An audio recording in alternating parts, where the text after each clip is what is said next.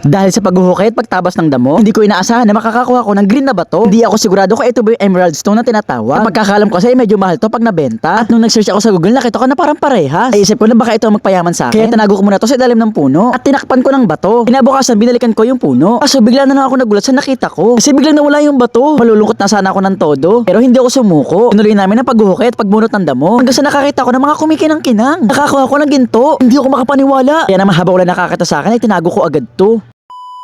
Isang umaga, eto na ang day 7, paglilinis ng mga tupad members. Sama ko pala itong mga wise na nanay. Katapos mag-attendance at bago magsimula, picture-picture muna. Bali ngayong araw kasi magbubunot na naman kami ng damo. Medyo mahirap nga pagbunot ng damo ngayon kasi hindi umulan. Dagas ang lupa at sobrang hirap magbunot ngayon. Buti na nga lang may dalang kalaykat at asarol yung iba. Habang nagbubunot ng damo, sinabay ko na kanina pala yung pamumulot ng basura. Ito nga pala sa maniwala at kahit sa hindi. Hindi scripted to ha. Sa dinami-dami na pwede namin makuha dito. Sticker pa na boy, sticker nakita namin dito. Sobrang dumi na nga kaya sabi ni mama.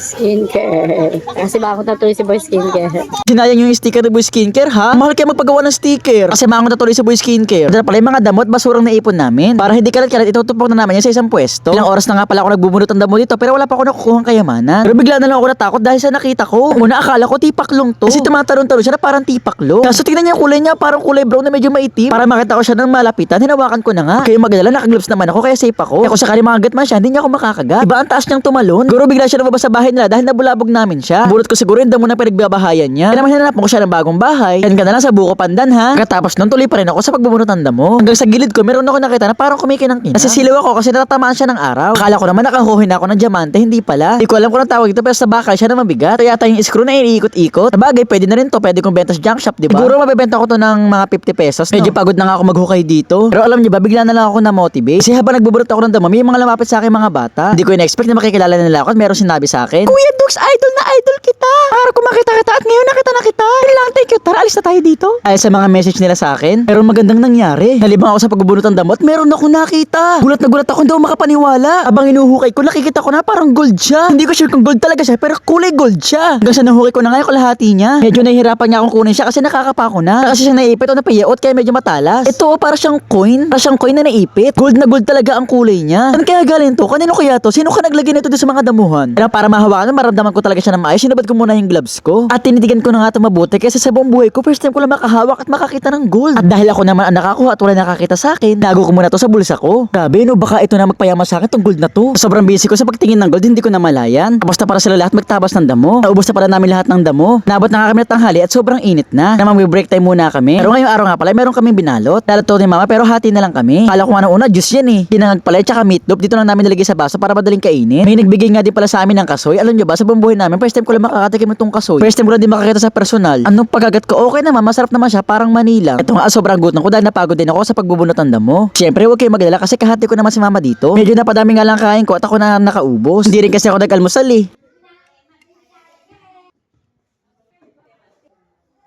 At eto nga naubos ko yung binalot ni mama. At huwag kayo magalala kasi bumili naman si mama ng pansit at ito kinain niya. Yeah!